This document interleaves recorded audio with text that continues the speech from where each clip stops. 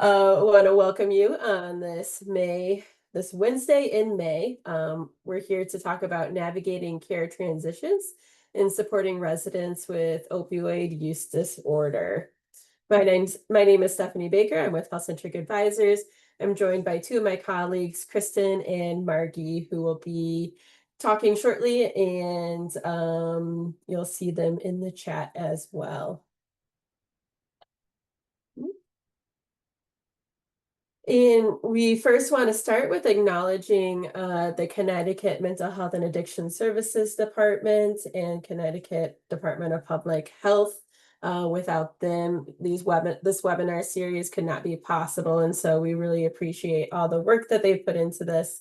And also, the DMAS is our primary presenters for today's webinar. So thank you all so much for being here today. Just a couple logistics for today's webinar. We will utilize chat just to capture questions. At the end, we'll allow folks to come off mute to ask your questions. If you have a question though, feel free to chat it in so that you do not forget it. You can test out the chat feature by texting in your name, your organization, if there's anybody else in the room with you as well.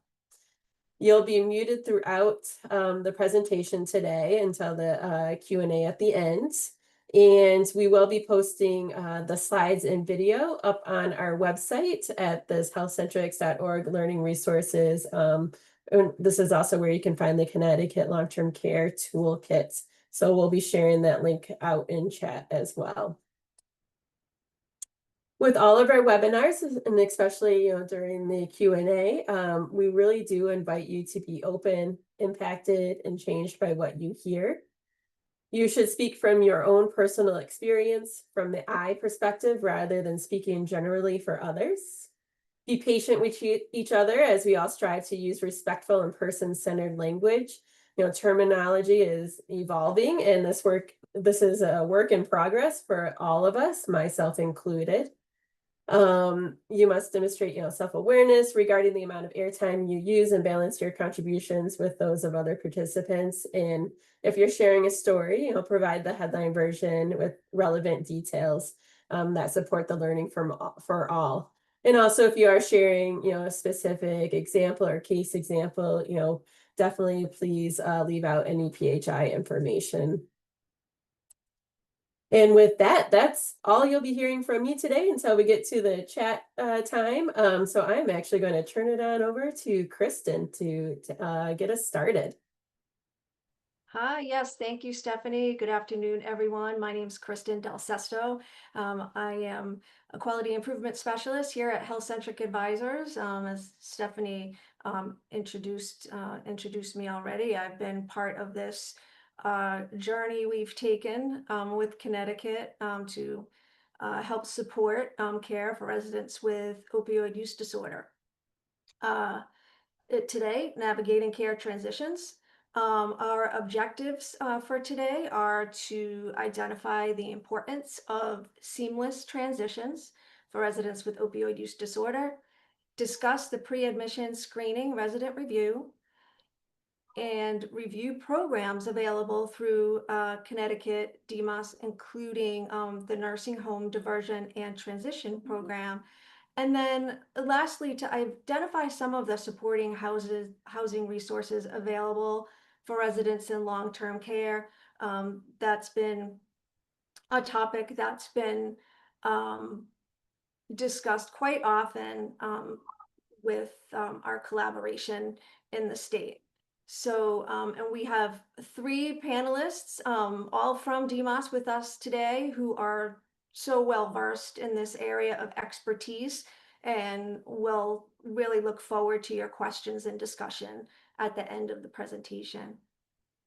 Next slide.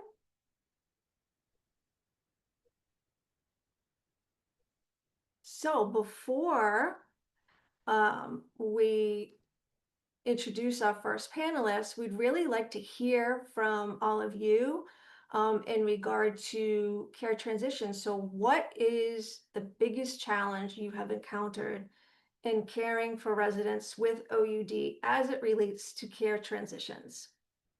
And go ahead and feel free to um, chat that in. And then, for experienced providers, when we hold these webinars or affinity groups, we many times have, those of you who are maybe just getting started on your journey and caring for residents with OUD, and those of you who have been doing this day in and day out and really have more experience in this area. So, any of you experienced providers out there, if you could chat in one pearl of wisdom you have for safely transitioning a resident with OUD. So as you're gathering your thoughts, just a reminder of our goal with care transitions, with safe transitions, is for that smooth and timely, well-coordinated passage between different levels of care, as well as care settings. So we're looking to maintain that continuity of care, minimize the risk of complications, and help residents navigate their healthcare journey back to the community. I would really love to hear your thoughts.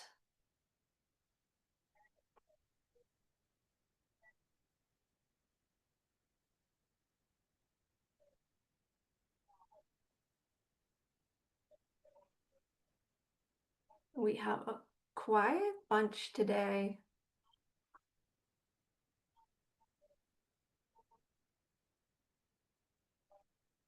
Anyone have a challenge with care transitions?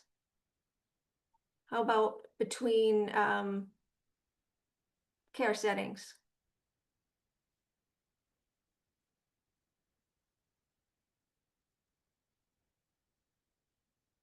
I can speak from what I've heard from some other. Oh, actually, we have one from Molly. Thank you, Molly. So Molly mentioned, finding methadone maintenance in skilled nursing facilities. Kim said limited options for skilled nursing facilities. Yep. Yes, yes, that methadone maintenance has been expressed as a challenge. Not only the methadone maintenance in the skilled nursing facilities, but many times in that care transition from the acute care hospital to a skilled nursing facility, looking at making that transition into the long-term care facility smooth and without having a gap in that medication administration as they transfer to the skilled nursing facility. And then since we're on the topic of methadone, um, having a relationship, setting the patient up with an outpatient opioid treatment center where they will continue to receive their methadone once they re-enter the community is a really important piece as well that we've had a lot of discussion about. Yeah, Kristen, hi, it's Chris Regan. So I Hi, think Chris. that, hi, I think that on the skilled nursing facility side, it's historically been a challenge in my experience with the timing of uh discharges from the acute care setting to the SNF. Even for those patients who have a community resource that they're already using for their methadone regularly before their hospital stay. I know that some of the hospital systems have worked fairly hard to help bridge that gap from a discharge to a first day to get back to the outpatient setting when they're in the skilled nursing facility, back to the outpatient clinic to reestablish the care and the delivery of the methadone. I know that there's been efforts to address that. I think it's still intermittently a concern. And I think a lot of those things are not always in anybody's control on either side. Sometimes it's, something as simple you would think as transportation from the hospital when it's discharge time that may delay a discharge or reschedule a discharge. I think that when the nursing facilities that are accepting these folks, ones that already have experience and agreements with the outpatient providers for methadone and have clients that have already been established with them, I think it's a little easier than somebody new, and getting them a community connection for their methadone. But I think that with focus on improving all those things, there still are, I'm sure, day-to-day challenges with that, but definitely, discharges to the facility, the timing is always a problem when it comes to this. So that's kind of my 2 cents. I saw someone just commented about Suboxone. So yeah, somebody just wrote that. Anybody that a nurse practitioner or physician can now prescribe Suboxone in the skilled nursing facility setting. Those regulations were changed with, some additional education for anybody who has, the DEA dispensing. So Suboxone now at least presents less of a challenge than it used to. Yes, yes, and we've been quite thankful for that. Well, Chris, thank you so much for your input on that one piece of transition. And with that, Stephanie, if you could go to the next slide. I'd like to introduce to you our first panelist, Erin Levitt-Smith. She is the Director of Long-Term Care Services and Supports for the Connecticut Department of Mental Health and Addiction Services, or DMAS, the Division of Statewide Services. In her role, she provides oversight of the home and community-based services mental health waiver, the nursing home diversion and transition program, the acquired brain injury program, and older adult services, including the senior outreach and engagement program, and oversight of the 60 West Nursing Home Project. Erin, welcome. Thank you. Take it away. All right. So first slide, are you gonna, oh, there we go. So what, and Kristen, I just want to be careful of time. How much, I know I've only got a few slides, but sometimes I can go on and I want to be cognizant of time. So You're good. You got about 15 minutes. okay, good. Okay, that's what I thought, but I just wanted to double check. All right. So welcome, everyone. One of the things that in talking about the panel today is talking about the PASSAR screening. And most of you are familiar with PASSAR screening, but one of the things that we struggle with and what we've been struggling with is the difference between like medical necessity and someone's mental health conditions kind of getting in the way of being able to take care of themselves, and what is level of care and what isn't. And what challenges does that bring for us as we're trying to get people into the appropriate level of care? So as most of you know, the PASSAR is anybody who's seeking Medicaid payment for a stay in a SNF has to go through this pre-admission screening, which we all affectionately still call ASCEND, even though ASCEND hasn't been, the agency itself hasn't been involved in the process. So, but it is the PASSAR that people are using as a screening to get into a nursing home. If someone during that PASSAR screening, it's determined that they have what we call a positive level 1 screening. It's determined that they have a mental illness or a developmental disability, then they're going to go to a level 2 evaluation. So this is before they even get into a nursing home. So if they are positive, then they will get a level 2 screening for either serious mental illness or developmental disabilities. Maximus is the current management company that does all of the PASSAR screenings for the state of Connecticut. And they are in Tennessee and have assessors here in Connecticut that do those, and they should be doing on-site assessments for everyone unless there's a good reason not to. Next, please. So really the purpose is to be able to ensure that people with serious mental illness and or an intellectual disability are identified and placed appropriately.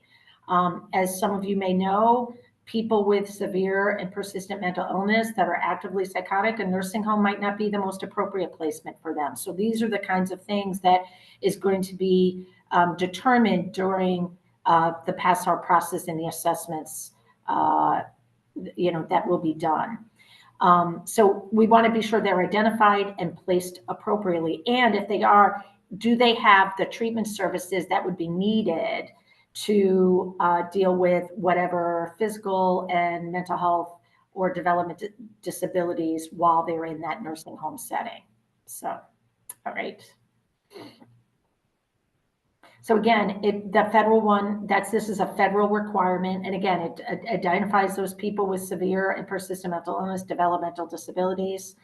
And then they would get that level 2 evaluation. If someone is a primary dementia diagnosis, then this does not apply. But you need to have proof that someone has dementia. And we see this many times in records where it'll say the person has dementia, but there's no testing to corroborate that. So Maximus is going to be looking for some kind of material, testing, anything that can kind of corroborate that diagnosis of dementia.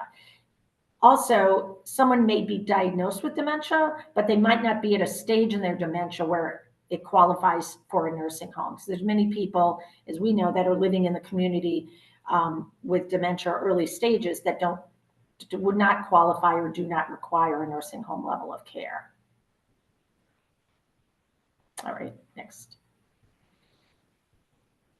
So again, level 2, just like level 1, it's required. So both assessments are required. And these are the kinds of things that Maximus is going to be looking for during those level 2, a history and physical, physician orders and treatment, medication list, any kind of conservator of person and estate, any family members. You do not necessarily have to know the SNF at the time that the PASSAR is being submitted. If you do, that's great, but you do not. And then any information, any clarifying information, if there was psych testing or anything like that, that might be helpful in that process. They can ask for that information.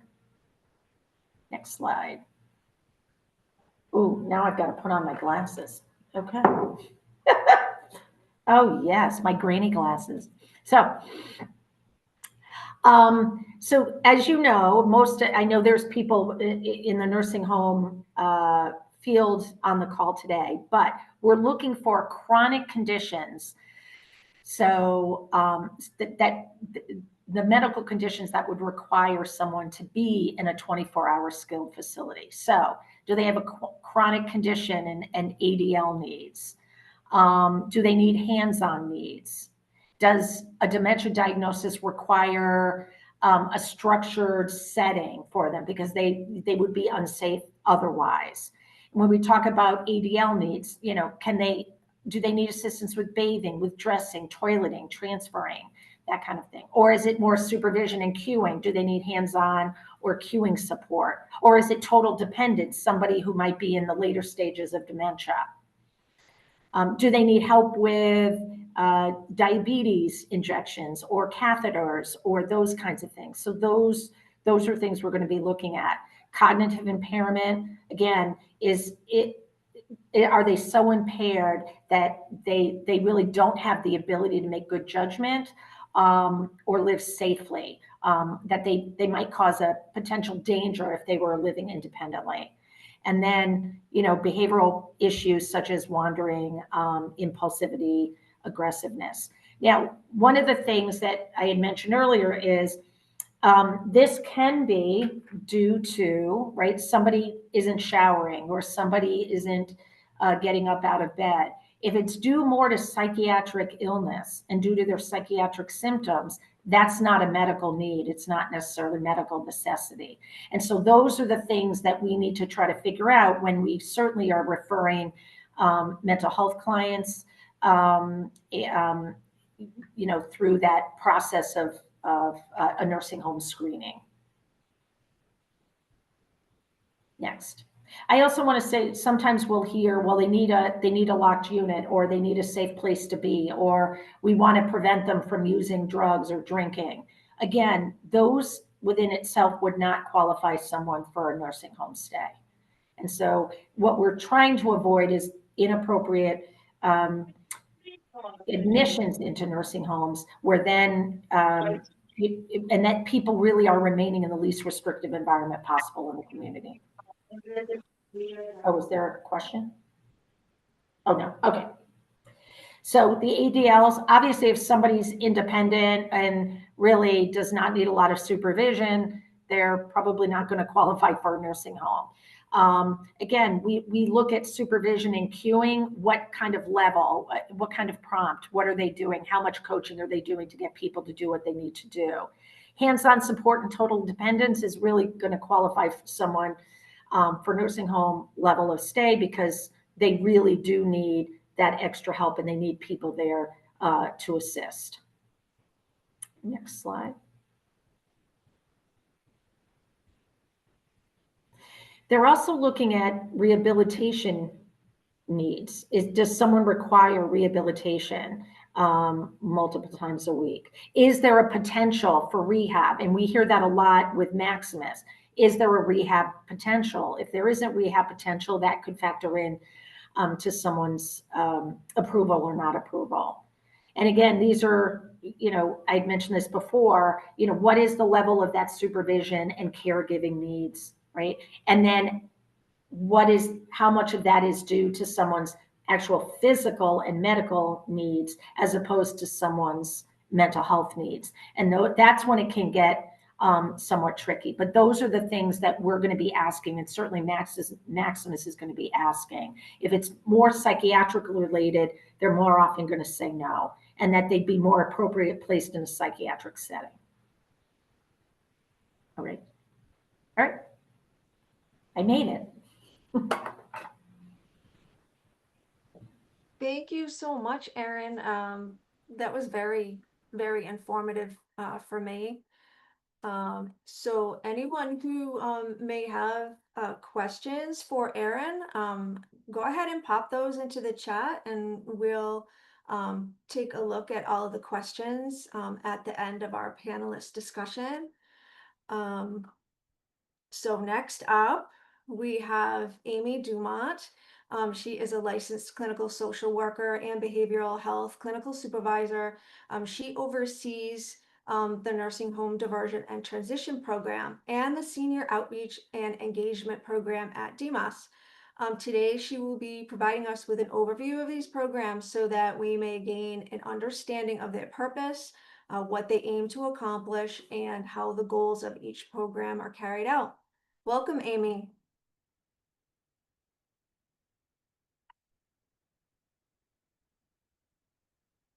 Amy, you're actually muted. Oh, sorry about that. There Good you are. afternoon, everybody. Thank you for having me. I see a lot of familiar names on the call today. So I'm going to go over the nursing home diversion and transition program and senior outreach today. There may be some of you that don't know a lot about the two programs. So I'm going to just give you a little bit of background first before we go into the program goals of the nursing home diversion program. So I might be dating myself, but when I go back, so 2006, 2007, there was some litigation between the Office of Protection and Advocacy in the state of Connecticut, alleging that we were housing individuals that had mental illness in some of our Connecticut nursing homes. And there was about 200 people at that time. Also, at that time, it was found that Connecticut wasn't really complying with the Supreme Court's Olmstead decision from 1999. So what happened was, fast forward to 2014, there was a settlement agreement. And out of that settlement agreement was born the nursing home diversion and transition program, where we had the opportunity to start transitioning folks from institutional levels of care to the most appropriate community or home setting so they can receive the appropriate services and be independent and integrated into their communities.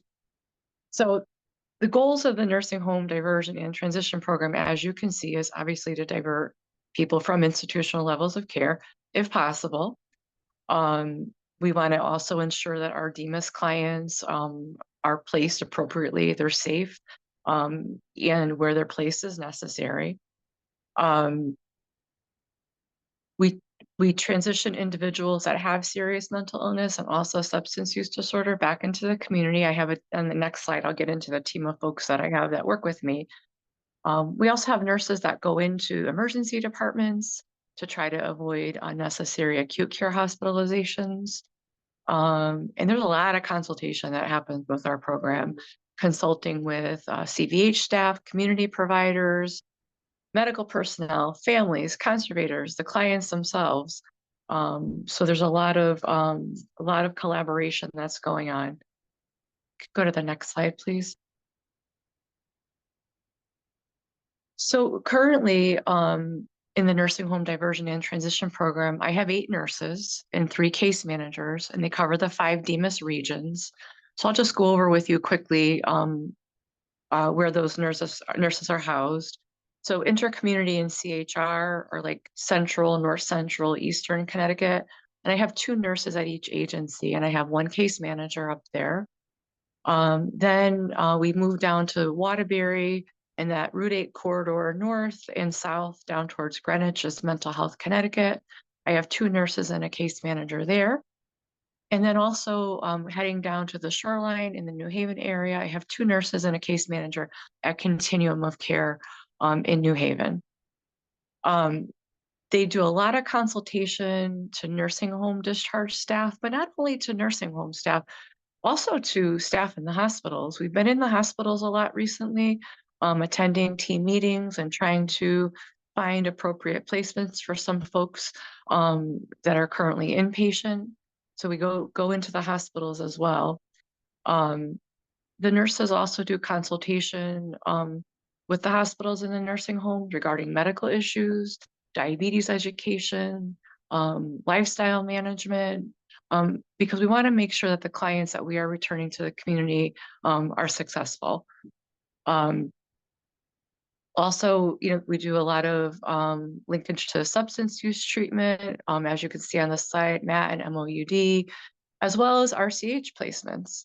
RCH placements is a big part of what our case managers work on, as well as other alternate settings, if appropriate. Constant work with money follows the person and the mental health waiver.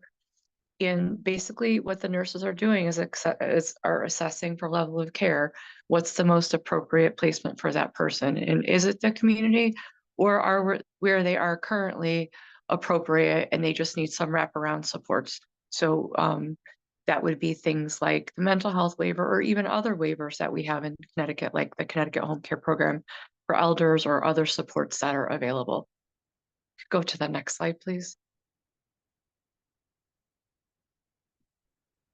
One of the other things that our team does is we do a lot of education, especially with residential care homes, but I'm finding lately that we've been invited into some of the hospitals, and I've also partnered with some local nursing homes that really are struggling. But with the residential care homes, the population has changed quite a bit over the years. And it's no longer, just maybe a geriatric individual that doesn't have a lot of needs, but we're seeing younger people with multiple psychosocial issues. So we've been going out a lot to different facilities, and we have a curricula established. So on this slide is a list of all the trainings that we do. And that has been very successful. And we actually have done a lot of trainings recently, which is wonderful. We also attend different senior resource fairs in the community to get the information out there around our two programs. And we also collaborate with many other state agencies like DPH and DSS and the Ombudsman's office if there's any issues surrounding, a client's issues in the nursing home or maybe not feeling heard. So there's a lot of, again, like I said before, a lot of collaboration that occurs. So I'm going to move to the next slide and just talk a little bit about senior outreach. I didn't know a lot about senior outreach. I came to Demas last year after a 17-year career at DSS. And this program is really invaluable. So basically, it's for individuals that are 55 and over to outreach to those that have behavioral health issues or substance use disorders needs in the community. And again, we're scattered over 5 DMIS regions. And I'll just go over with you quickly where the senior outreach workers are. I have one senior outreach worker currently at USI, which is out in the Mansfield area, and she covers, that's a large territory. Then Wheeler Clinic we partner with, and Wheeler services Hartford and the Bristol area. Bridges as well. Bridges services the shoreline in the New Haven area. All the way down in Greenwich, Stamford and Bridgeport, we have FCA, Family Children's Agency with 3 workers there. And then head up to the Torrington, Waterbury, and Danbury area, we partner with McCall Foundation. They go into different residences, people's homes, nursing homes, senior centers, other community locations to provide their outreach services. And they help people navigate the system, often looking for housing if they're housing insecure and they have serious and persistent mental illness and substance use issues. They also assist to linkage to services. They help with benefits applications. They do amazing work. Both programs, nursing home diversion and senior outreach, are free, which is wonderful. So there's a lot that happens with senior outreach as well. So I believe in the slides, for the nursing home diversion and transition program, there is a referral form that has to be done. If you have someone that you suspect you're unsure what their level of care is, or you would just like some consultation on a case, there is an actual referral form that needs to be sent in to me and our administrative assistant, Mary Ives. For the senior outreach program, if you have someone that you feel that would benefit from that program, the referral is actually made directly to the senior outreach agency.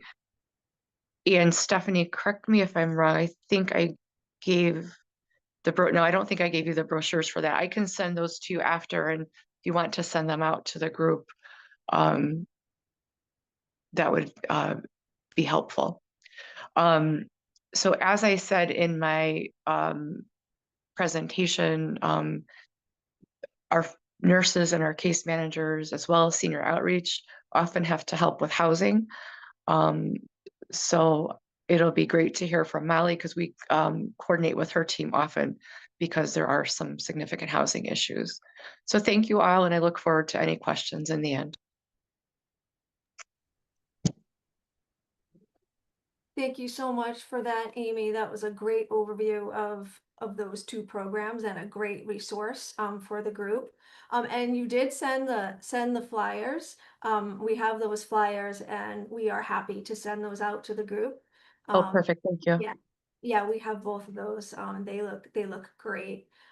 So yeah, a great segue into our discussion about housing. So next up, we have Molly Machado with us today. She works as a behavioral health program manager at the DMAS Office of the Commissioner in the Statewide Services Division. In this role, she works closely with many homeless outreach teams across the state of Connecticut and works to improve access to Social Security benefits through the SOAR model. Molly has been working in homeless services and behavioral health in Connecticut since 2014. Welcome, Molly. Hi, thanks so much. Okay, so I've got a lot of content here, so I'm gonna try and move quickly through some of these slides, and then we can sort of get into what folks have questions about once we reach the end. So I'm going to be talking about sort of the whole landscape of homeless services in the state of Connecticut, including the sort of different pockets of programming that exist right now. You want to hop to the next slide?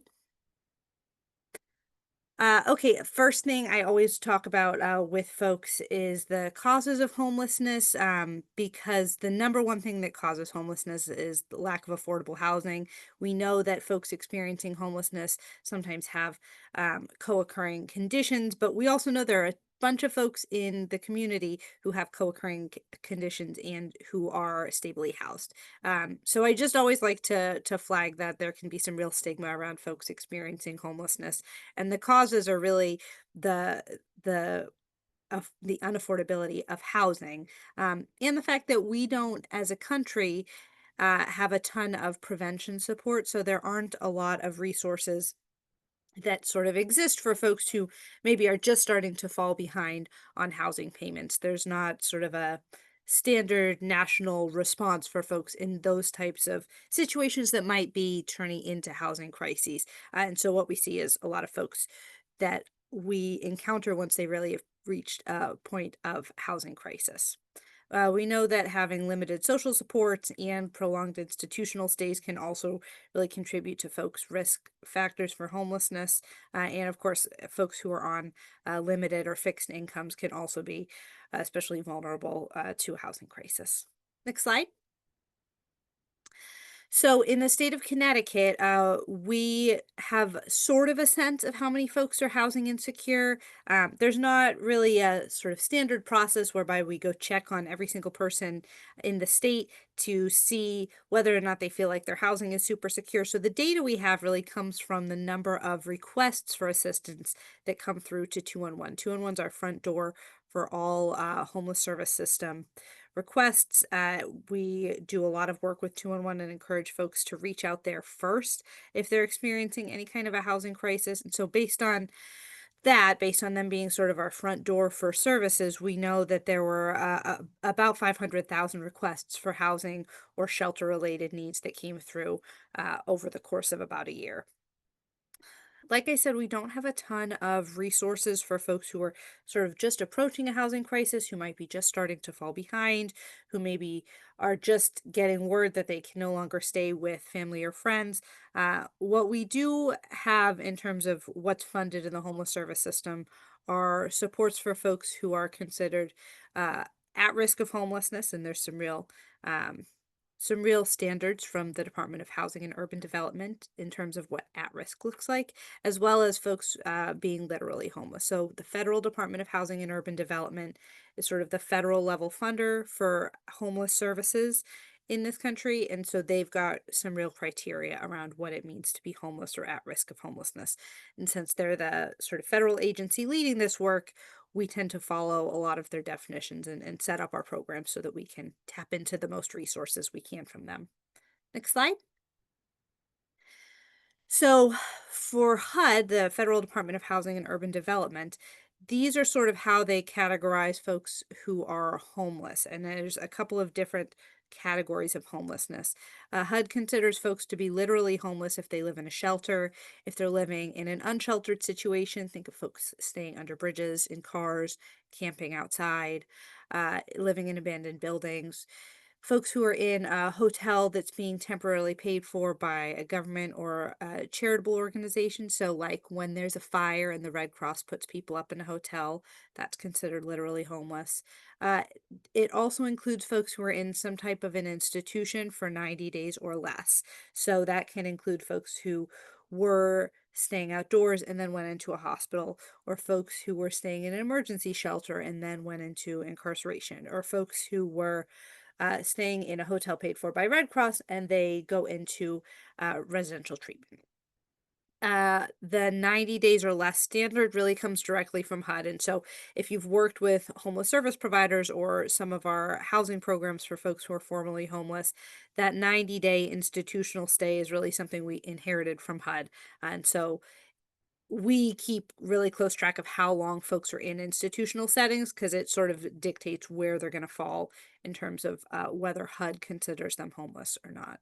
Imminent risk of homelessness is really the category for folks who are going to be seeking a shelter or staying outside in 2 weeks or less and do not have resources for another option. We have some diversion resources that I'll talk about in a little bit that are really targeted for folks in that setting and folks who are homeless under other federal statutes. That's really largely referring to folks that the Department of Education would consider homeless, like families who are in really overcrowded situations. Folks who are fleeing or attempting to flee domestic violence are another category of folks experiencing homelessness that there are sort of specific pockets of resources for. And so most of our homeless service system is really set up to support folks who are in that literally homeless or fleeing or attempting to flee domestic violence type of setting. Next slide. So how many people are currently homeless in the state of Connecticut? Once a year, we do what we call a point in time count of people who are currently known to be experiencing homelessness in our state. And so we do this count every year in January. The last year that we've got full sort of complete data set from is January of last year.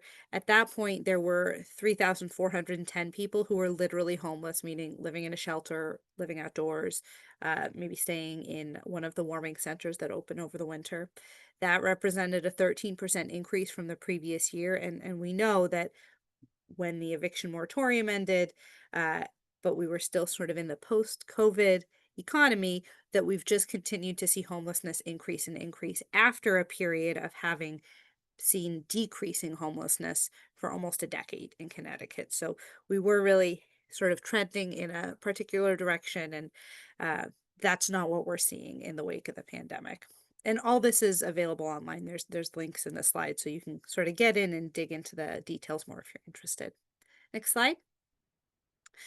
This is just a picture of the way that homeless services are organized in the state. We operate in what's called CANs, Coordinated Access Networks, which means that homeless services are regionalized in Connecticut. So all of the shelters that are in that orange part of the map, for example, are all working together. Any housing programs for folks experiencing homelessness are working with all of the street outreach teams, all of the shelters in that area. And so this doesn't match any of the other ways that Connecticut divides itself up as a state, but this is based on data we have of where folks tended to move around or not move around so much when they were experiencing homelessness. Next slide. I won't dig into this too much, but just so that you have sort of a concept of the way that our system is organized, the green part of the chart here shows the front side of the homeless service system. So folks who are at risk of homelessness or who are about to be experiencing a homeless crisis, we encourage everybody to call 211. 211 does a great job of seeing, are there quick ways to bounce folks out of the system? And they assess for things like, is this person a veteran? Can they tap into other resources? And do sort of quick top level looks. 211 then connects folks who are truly in a crisis that can't be resolved over the phone with their local homeless service providers. And often folks will have appointments or go to the hub in their community to meet with someone and really have a housing conversation. This blue section of the chart is sort of the services that exist for folks while they're experiencing homelessness. We do have emergency shelters for folks who are homeless all across the state. And we also have street outreach workers who work with folks who are living outdoors. Sometimes folks are unwilling to enter shelter. We also have a lot of folks who would be interested in shelter, but there is not immediate shelter availability. And then over here in the purple, you can see that's the exiting from our system, where most folks tend to exit by self-resolving their housing crisis, but we do have some types of housing programs available for folks who are literally homeless. And I'll talk a little more about that. Next slide. So these are sort of a few different types of interventions that exist in the homeless service system. Like I mentioned, we've got outreach workers who will work with folks while they are living on the streets, living outdoors. They do a lot of helping with basic needs, but they're also working on housing plans with folks and trying to just keep people safe while they're on the streets. Our diversion staff are folks who can assist with financial assistance and sometimes with mediation with family or friends. Sometimes they can help folks relocate to family and friends.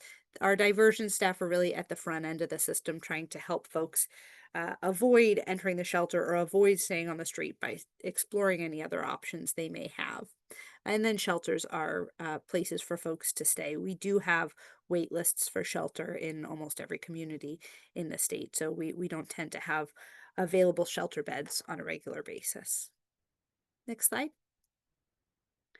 In terms of housing supports that exist, we've got a few sort of different levels and types of housing supports. One-time assistance is sometimes called rapid exit assistance, sometimes called diversion assistance for folks who are not yet homeless. But this is really that quick touch, short-term financial assistance that can look like security deposit, first month's rent.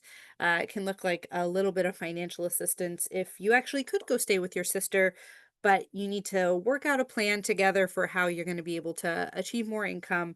And maybe you need to be able to provide a little bit of support with groceries while you're staying there. So one-time assistance or rapid exit assistance is sort of available at the front end of our system, but also to folks who are staying in shelter. If somebody gets some income or increases their income and could otherwise be back into a stable place of their own, we've got some one-time assistance that exists. Rapid rehousing is longer term support. Rapid rehousing and supportive housing, these next two options are only available to folks who are literally homeless. So that one-time assistance can be available to folks who are at risk of homelessness, about to come into the system, but these next two, rapid rehousing and supportive housing, are only available for folks who are literally homeless, so in shelters, staying outdoors.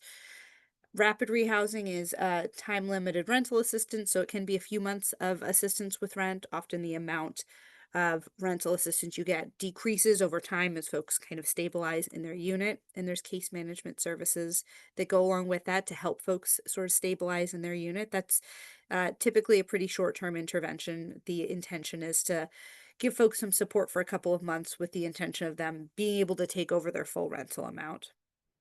And then supportive housing is our most sort of intense resource that exists in the homeless service system. We have supportive housing, but it's really focused on folks who have experienced homelessness for a long time and who have some kind of disabling condition, which can be physical or can be related to their behavioral health. And supportive housing is an ongoing housing subsidy where participants contribute 30% of their income towards rental costs, and the housing voucher pays the remaining cost. And case management services are also available to help folks. And you can see it's bolded at the bottom. We have a lot more folks experiencing homelessness in Connecticut than there are housing program openings at any given time. So just because someone may be experiencing homelessness, maybe literally homeless, it doesn't necessarily mean that we have in our system enough program openings to respond to that. Next slide.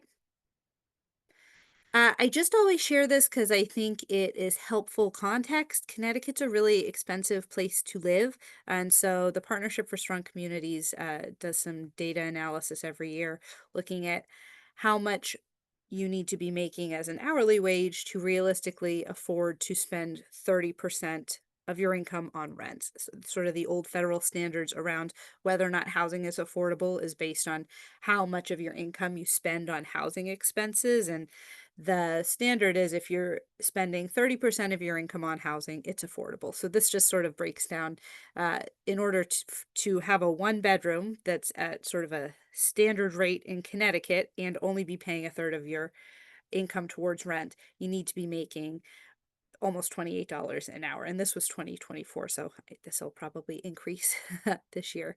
But just some important context, I think we hear often in our service network that it's really, really hard to afford housing. And so I just always share this because very few people are actually spending 30% or less of their income towards housing in Connecticut, because it's an expensive place to live and our rental stock's expensive. Next slide. I think this is something that you guys are all deeply understanding of, but I say it everywhere I am speaking. Uh, Homelessness is extremely traumatic. I think it's one of the worst experiences that many folks will encounter. Not knowing where you're going to stay at night really makes it impossible to make most other decisions throughout the course of your day. And what we know from the data is that the top predictor of homelessness is a previous experience of homelessness, not the type of income that you have, not the presence of behavioral health or medical conditions. It's whether or not you've experienced homelessness in the past. And we know that children who experience homelessness are more likely to experience it as adults. And homelessness is really an indicator of every other social safety net that exists in our community failing. And so a lot of folks have experienced other systems trauma sort of on their path to experiencing homelessness. We also know that people experiencing homelessness, uh, people who do not have a home die on average 30 years earlier than people with stable housing. So it's just a very traumatic and a very risky experience for folks to live through. So, uh, next slide. This is maybe not something that you guys are going to encounter so often, but we know that folks who are living outside in encampments, it's very costly to do encampment sweeps, and we also know that it contributes to higher mortality for folks staying in encampments. And so, if in any of your travels you're ever in a position where there is an encampment nearby, I would beg of you to work with local street outreach teams to try and support folks while you identify other housing options, because we know that's one of the riskiest environments folks can find themselves in, and that uh, just doing encampment closures doesn't ultimately help folks end their homelessness. Next slide. And the best way to try and help folks who are experiencing a housing crisis is to try and help them get connected to any support. So if somebody is sort of in that imminent risk of homelessness, to help them call 211 to help them connect with their local service providers. Trying to do some of that diversion style work with folks can also be really helpful. Things like, well, if you could get back to family or friends, if you could relocate, would that be an option for you? Sometimes just helping folks work out what options could exist can be really helpful, because the reality is that we do have wait lists for shelters, and we do not tend to have immediate housing openings in the programs for folks experiencing homelessness. So helping to connect to 211, knowing who the local hubs are in your community. If somebody's coming into your facility and they are coming from staying on the streets, talking to them about if they were working with a street outreach worker, because if they've gone from the streets into a hospitalization and have not had consistent access to their phone, or they haven't been able to reach their sort of natural support networks, it's very possible that they may have an outreach worker in the community who's trying to get reconnected to them. So asking about if they were working with anybody and then helping to reconnect to that person can be hugely impactful to folks, because we know sometimes folks living on the streets have maybe less access to their phone or a tougher time keeping it charged, especially if they've sort of moved through some institutional settings. So being able to reconnect can be hugely helpful. Next slide. Did I have anything else in here? Oh, just my pitch again, about homelessness being systemic and not just the outcome of individual choices, but really about the fact that we don't have enough supports to prevent folks from falling into this crisis. I'm sure there'll be some questions about the shelter wait lists as well. So I will just flag shelter wait lists exist. We tend to try and help folks who are currently on the streets to access shelter resources. And so I say that just so folks understand, simply being on a shelter wait list does not necessarily mean, oh, you're going to have a bed immediately. I know that that makes discharge planning very tough on your side. What our shelters are up against is really, in many communities, dozens of people who are living outside. And so they're trying to often prioritize folks out of those extremely dangerous situations for space. So when shelter wait lists exist, that's sort of what folks in the homeless service system are contending with and trying to help respond to. I think this is probably, yep, that's all it. That's my contact information. I'm guessing these slides will get shared out, but also want to encourage folks on this call. I am here to help, so feel free to reach out if you have questions that come up after we're done today. Thank you so much, Molly. That was a wonderful presentation, and definitely one of those areas that is extremely challenging, especially in long-term care as folks try to plan for discharge and move a resident back into the community. That placement after discharge is many times very challenging. With that, I think we'd like to hear from all of you with your questions. Um, Myself, my team, Stephanie, we're happy to field some of those questions, as well as our panelists. And you have the specialists, you have those with the expertise straight from DMOS on the call today. It's a great time to discuss maybe some of those challenges or areas of opportunity that you're experiencing in the long-term care facilities.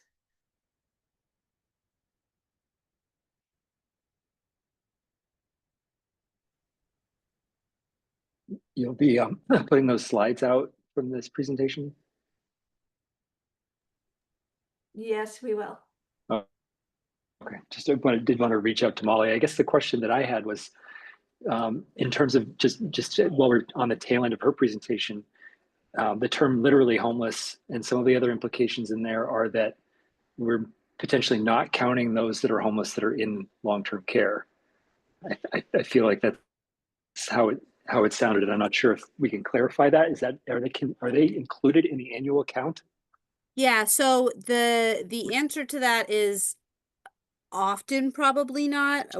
Folks are considered literally homeless sort of up until their 90th day in an institutional setting. So, for example, if we're talking about somebody who has been in a long-term facility for a month and a half, 2 months, then HUD still says, okay, yep, they retain their homeless status. At a certain point, and I'm not sure why 90 days got selected, but at a certain point, HUD sort of had to draw a line in the sand and say, okay, if folks are here for this period of time, then we're no longer going to consider them homeless. Does that mean that they are stably housed? No, definitely not.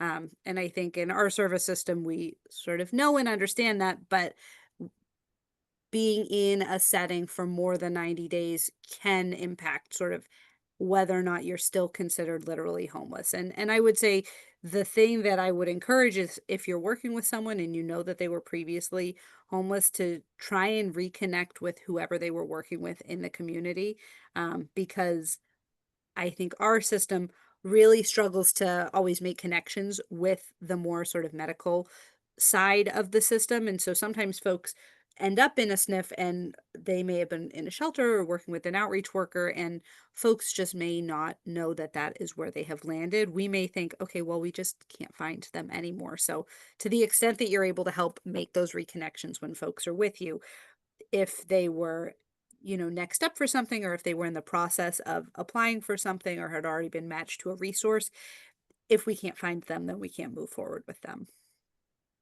And we find sometimes the CAN assessment won't even be done if they're quote unquote stably housed in a nursing home. That's true. Yeah. And I would say again, that's an area where if you're sort of receiving that message, like reach out and we can sort of talk with the folks at those local levels. I think there are some situations where maybe folks were in a housing setting, or they were maybe living with friends or family before. I think the cans have real resource constraints in terms of how quickly they're able to respond to folks, and they don't want to be seeing folks in CAN assessments who realistically like have lots of other options. But folks who are in your facilities may have had previous housing that is no longer an option for them. So if you're getting that pushback, it may be a matter of, oh, you called 3 weeks out and they don't have the staff capacity for that. Or it may be an issue of the way that the folks heard you at 2-in-1 or at the hub. Something's getting lost in translation. So if you're getting persistent pushback and it's not related to, oh, you're calling too far out, we can only see folks within sort of this certain window because we don't have enough staff, then reach out and we'll see if we can, support conversations with folks.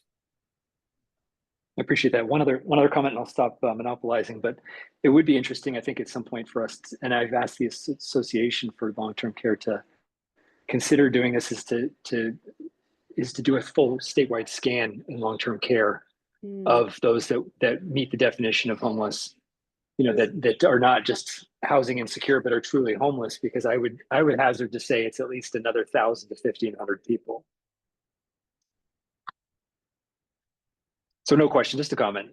So thank you. I appreciate it. Listen, I would like to throw my support behind that idea, because I think we also know that there are folks sort of in these settings that are not on our radar, but who also are not housed. And it's tough for us to get a good picture of what that looks like.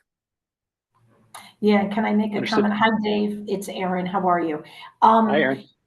I think also what happens is sometimes people are in emergency rooms, they are homeless, right? They get placed in a nursing home, then they don't meet level of care after a certain period of time, and then they get stuck, and it's this real systems issue, right, Dave? I mean, that's the other side of it.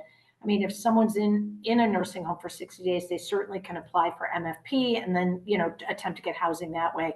But we've had issues around that people are, and then trying to maneuver through that system. It's been difficult. It's been a challenge.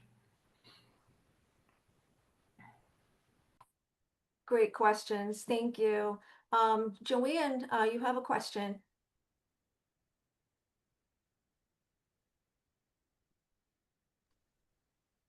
There you Am I are. here? Yeah, sorry about that. I couldn't get off mute. Just a couple of comments. I'm from the methadone side of things. And just so everybody knows, we are working diligently to try to fix some of those gaps with people like coming from the nursing home to us, getting them in quicker. My agency has a doc every day. Most agencies don't. But we're looking at trying for the other agencies to get more doc time so it's more accessible for people coming out of the nursing home. So that's one of the things I wanted to say. The other thing is 211. I don't even know who runs that or who's in charge of that or whatever the case is, but now they have a new rule. You can only call them. So we have a residential program. It's about 70 to 80 days. Most of our clients that come in are homeless when they enter. So now they're trying to enter the shelter system when they leave. Now they have some new rule that they implemented a couple of weeks ago. I don't know where it came from, but you can only make the referral 48 hours before discharge. The problem is 211 can't turn that around in 48 hours. So now it's time for the client to go 48 hours later, because now we have to follow Carillon and they tell you when medical necessity is up. And we have nowhere for them to go because this new thing, we used to try to call 211 a week, 2 weeks before the client's discharging so they have time to work with them and figure it out. Now they have this new, I don't even know where the rule came from, but they gave us in writing, can't call before 48 hours before discharge. So that's an issue because there's nowhere for people to go. The other thing, I guess, probably is for Erin. So we have a client right now in residential, has cancer, needs chemo. Obviously, you can't do chemo while you're in a residential substance abuse treatment facility. He's homeless.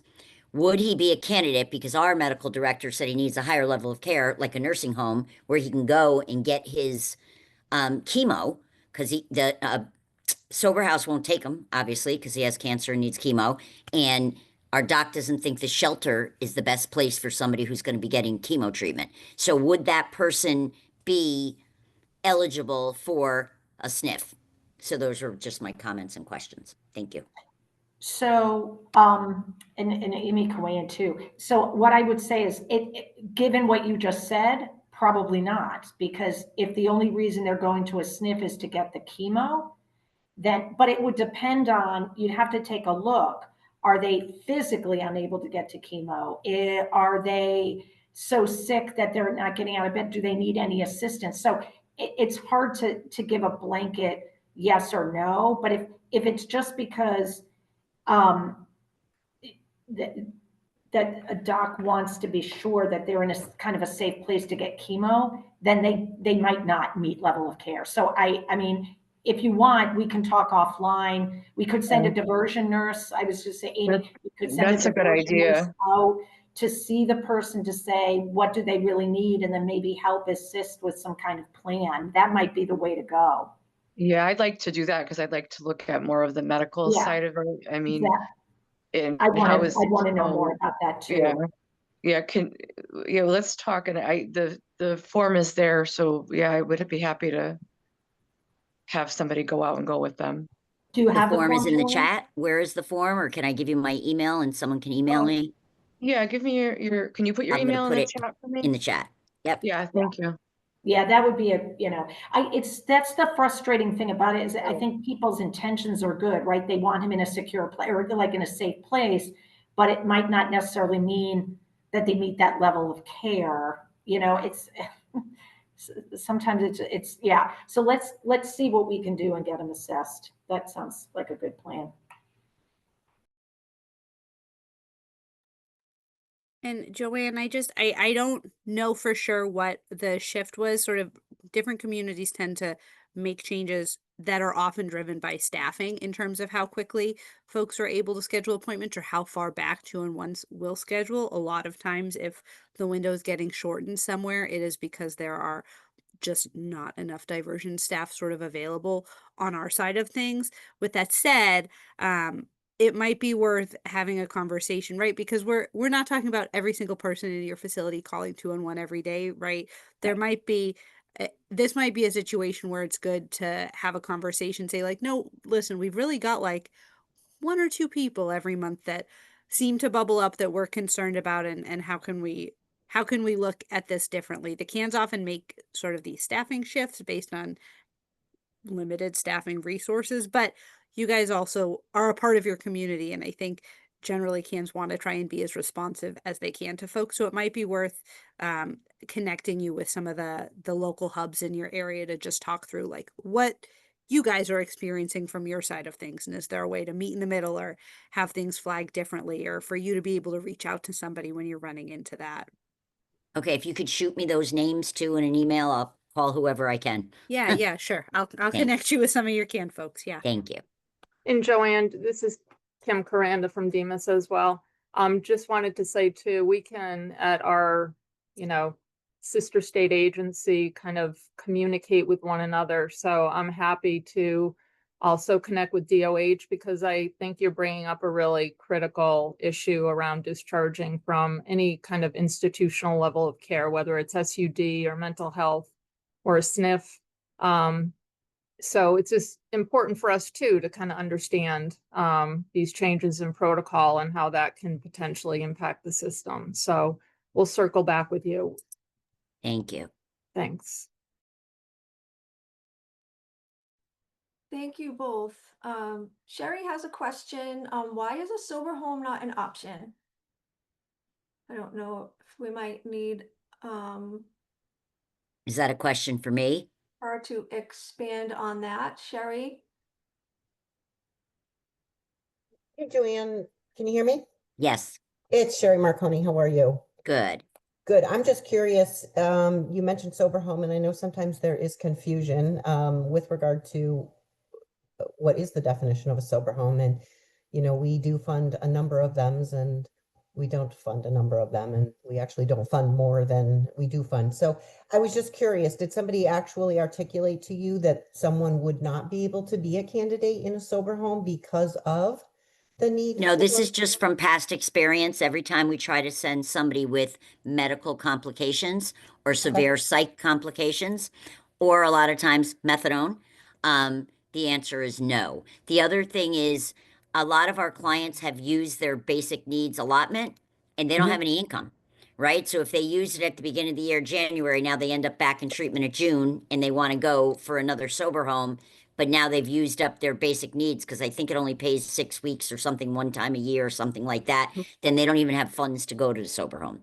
But usually if somebody's seriously medically compromised or mental health, and then methadone also plays a factor a lot, they won't take them. So no, we didn't call around just because of our past experience when we're trying to place somebody with severe major medical complications. Okay, let's connect offline. I might have some alternatives for you. So I Perfect. just wanted to, okay, Thank thank you. you.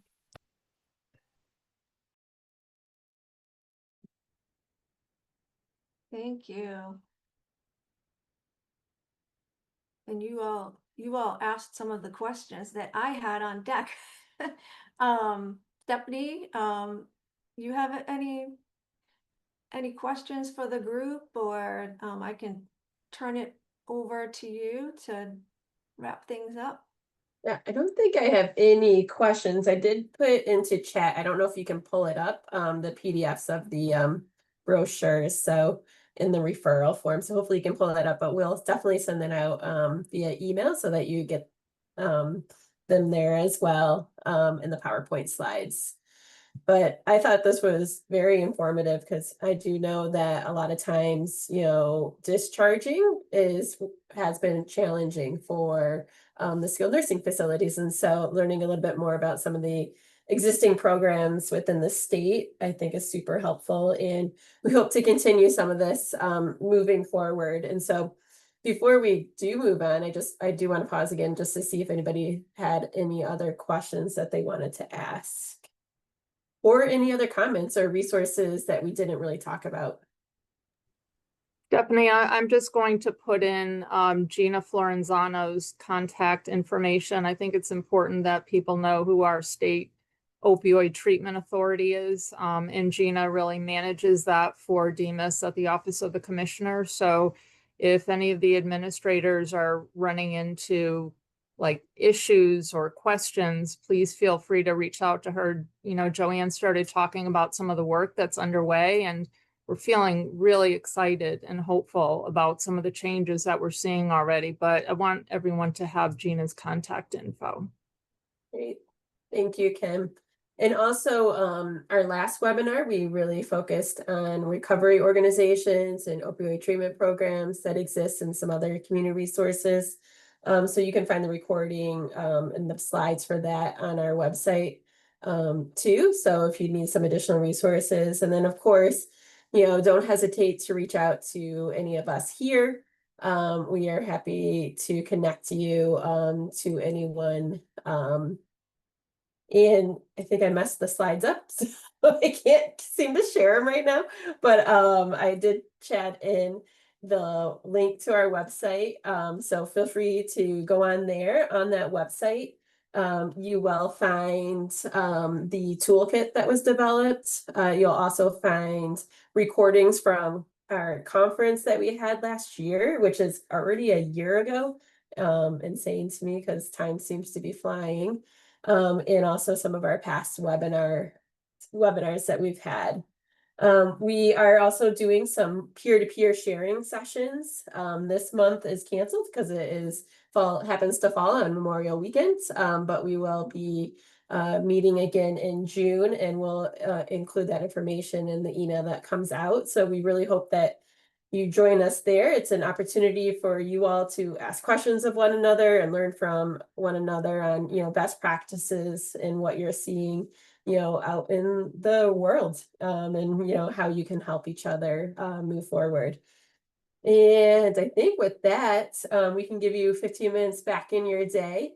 And we'll be hosting another webinar, most likely in July. We'll look for a date and we'll share that topic out with you all shortly. Any questions or anything I missed? No? All right. Thank you for organizing, Stephanie and Kristen. Thank you so much. Thank you. Well, thank you. That's Thank what you I very missed. much. We're happy to be here. Yes. Thank you, Erin, Amy, and Molly for presenting on your on the programs that exist. We really appreciate the time you took today. Thank you. Thank you. Chat with us. Thank you all. Bye. Bye.